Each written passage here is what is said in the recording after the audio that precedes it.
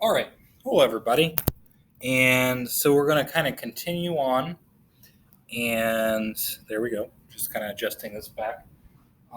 Look at 5.2, kind of part 2, if you will. So kind of starting verifying identities, but just kind of the simpler ones at this point. Okay. Although we won't really know what the simple one is until we go on and do some harder ones. And sometimes the harder ones are the simpler ones. And okay, you'll see what I mean. All right.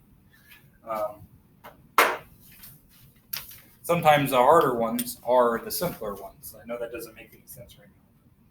You'll see what I mean. So 35. Verify the identity.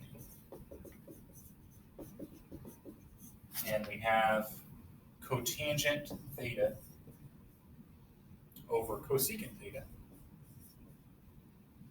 is equal to cosine. Okay.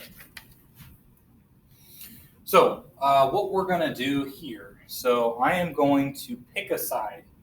And typically you would want to pick the more complicated side. So I could either pick, the left-hand side or the right-hand side. In this case, I'm going to pick the left-hand side. And the idea in picking the left-hand side, and then I want to use my identities to build a kind of chain to get to the other side. So you would never work with both sides at the same time. We'll never do that. So don't send me work where you do that. I say that every time, and I still get students that do that. So what we're doing is you pick a side, right? Pick left or right. Here I'm going to pick left because it's more complicated. Okay, so I have left-hand side, I'll say LHS, and I have cotangent theta over cosecant theta.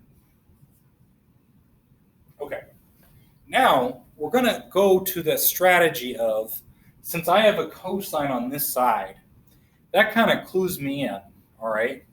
Let's get everything in terms of sine and cosine like we did before and simplify and see what we get, all right? And there's a couple different ways to write this out.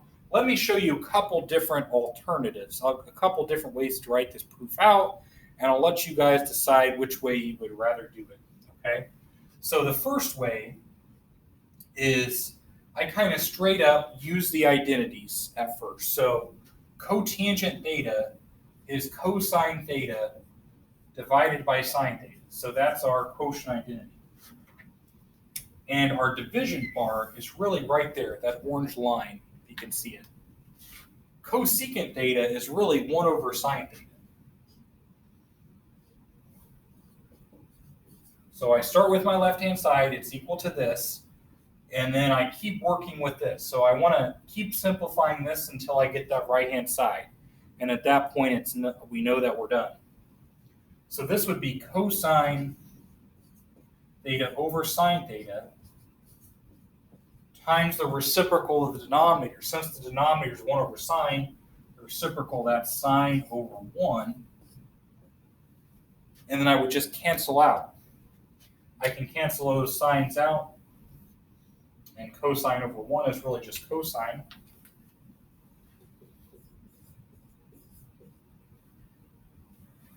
Not so bad, right?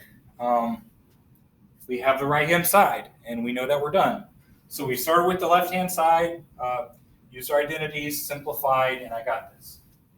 So at the end, you can put a box around your answer. A couple other things that I usually do for fun. You can either put a black box and kind of fill it in to signify you're done with the proof, or the one that I typically like to do is this QED. So that's a Greek term that means quod erat demonstrandum, which in Greek means something like that is what was to be shown, or that is what was to be proven. So just kind of a nice little flair at the end of your proof. Okay, and this is it. Okay, this is the work that we have. Okay. Oh, I was going to show you another way to write that out. Okay, so kind of another way to write this proof out. So that first way is perfectly fine. Usually there's more than one way. There might be 1, 2, 3, 4, 5 ways to write these proofs out. It just kind of depends. maybe even more than 5. Okay. Instead of writing this in terms of sine and cosine first, maybe I just take the first step of just moving the cosecant up like I did in that last video. So saying if I move cosecant up, it becomes sine, right? So this cotangent over cosecant is really cotangent times sine. The cotangent is really cosine over sine, and then I'm multiplying that by sine, so using my quotient identity. And then I cancel these out, and I get cosine. It's the exact same thing. If you're not very good with the fractions and you don't like the complex fractions and those look really bad, and this way makes sense to you, I'm completely fine if you write it out like this.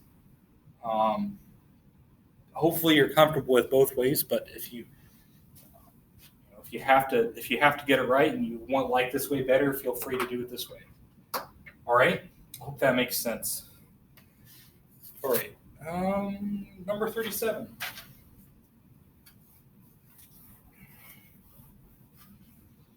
This one, I've got, say, 1 minus sine squared beta over cosine beta. And we're trying to show that that's cosine beta.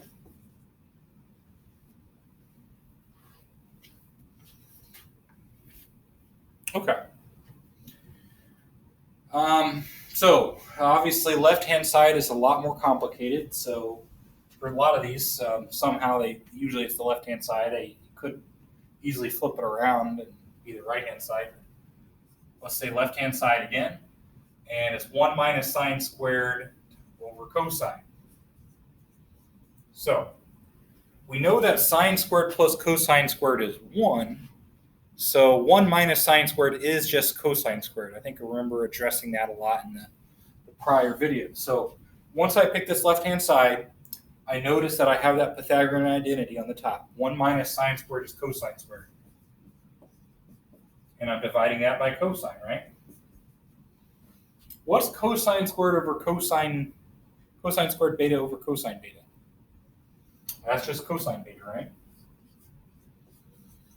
Now, that's no different from if I had like an x squared over an x, and recognizing that simplifies to x is the exact same reason, okay, behind this. It's nothing different. The cosine squared over cosine is just cosine. There's my QED. That one was pretty easy. Got to that right-hand side pretty quick. Okay, 39. And again, at any point, if you need to, pause the video, but I do have a kind of a goal of getting this about 20 minutes, so at least you have the luxury of pausing the video and kind of thinking about it a little bit more. Whereas in class, it might be a little bit harder. But cosine squared theta, tangent squared theta plus 1 is equal to 1. Okay. Obviously, again, left-hand side looks a lot more complicated. I'm going to pick that side. Cosine squared theta times tangent squared theta plus 1. Okay. Well, what's tangent squared theta plus 1? That's secant squared, right? So automatically, if I can see a Pythagorean identity being used, let's use it, Let's just do it.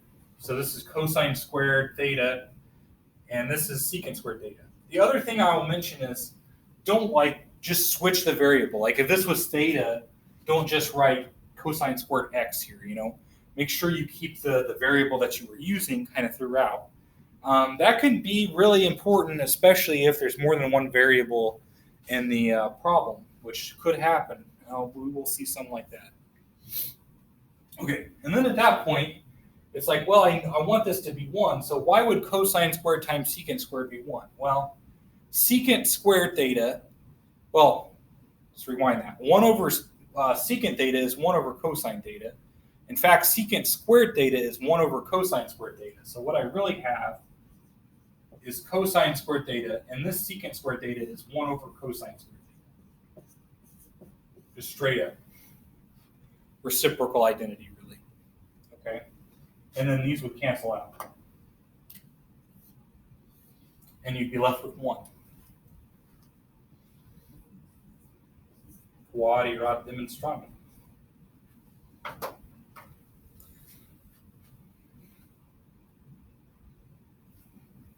Okay. 41. This one's a little bit harder. Up the ante a little bit.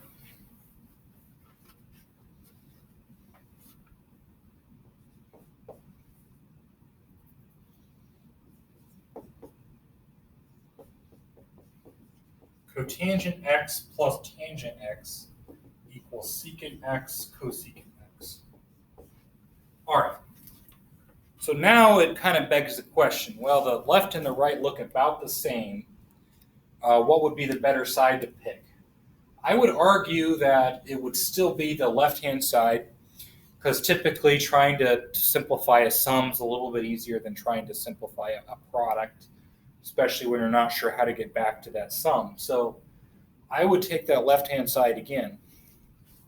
And taking that left-hand side, I would have cotangent x plus tan x. And the question is, what do we do with that? Well, at this point, there aren't any Pythagorean identities I can use because I involve cotangent and tangent. Really, the only thing I could do is to somehow write these with their quotient identities and combine the two. Think about that a little bit. That's really the only option, because I could sit here all day. If I don't rewrite these in some way, I can't add them together. So that cotangent's got to be cosine over sine. Use that quotient. And the tangent, sine over cosine.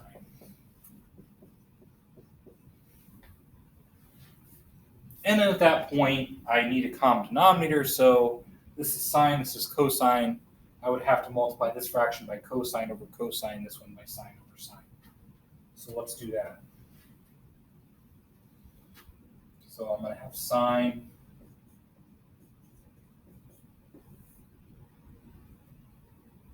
sorry, my bad. I meant to multiply this by cosine over cosine, and this guy by sine over sine.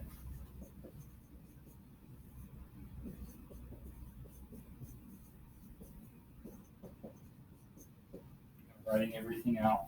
So this is multiplying by cosine over cosine, and this is multiplying by sine over sine. Now I got a common denominator because I got sine cosine in the denominator. So what is this going to give us? Well, I've got cosine squared here plus sine squared. I'll go ahead and write it like this. Over cosine times sine is my denominator, right? So that's by adding those two fractions together. What's cosine squared plus sine squared? So I got 1 cosine and sine. Ooh, so close yet so far. I can see that's almost secant cosecant, but not quite. But I'm a little happy about this because if I move the cosine up, what is it going to be? If I move the sine up, what's it going to be? If I move the cosine up, it's going to be the secant. And if I move up the sine, it's going to be the cosecant. So I get that secant times cosecant. And that is what I wanted to get to. So QED.